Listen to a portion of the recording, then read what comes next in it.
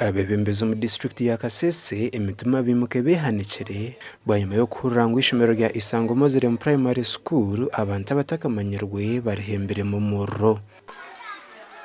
Zubenda Muhindo uri metron w'ishomero eri nagira ngo zubire zirishahibira n'ekicweka obu barebera Omuriro kunka bagerezaho baguraza. Then we had students shouting, "Fire, fire!" I entered inside and confirmed that this fire should be coming from outside because our window, the glass, it had what? A blockage. So we had put a bed sheet to cover the what? That's all. Then I went back outside again. I picked a jerrycan of water. I went and poured there.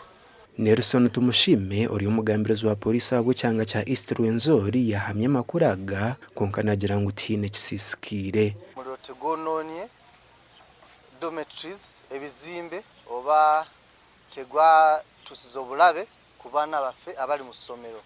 Ari Abraham uri mukuru w'ishomereri nagira ngo kibiroho cyo gwatiinisa ngo baza kuhereza begebyezo kubaramare bataho mu makagabo. We should do very quickly, give them the exams, and then they go. Meanwhile, we shall remain just organizing ourselves for building here the fence around the school. Twagala ku refuting amawulire oba okujjawo ababadde batebereza tekino kikolwa kibadde kya ADF si kituufu kubanga security ya border eri bulungi nnyo te bayina omwaganya ogw'okuyitawo ne bajja mu territory yaffe.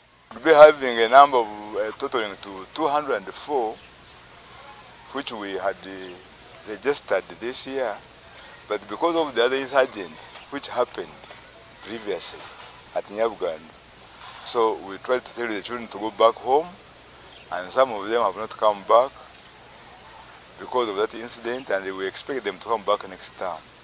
But however, at the moment we have 197. Tuna abasirikale baffe bali kuwandika statements, then tufune report entuufu eraga kiki kyaviiriddeko omuliro guno ku ssomero lino lya Isango Muslim Primary School. Gasha kwa Gilbert Muhanguzi.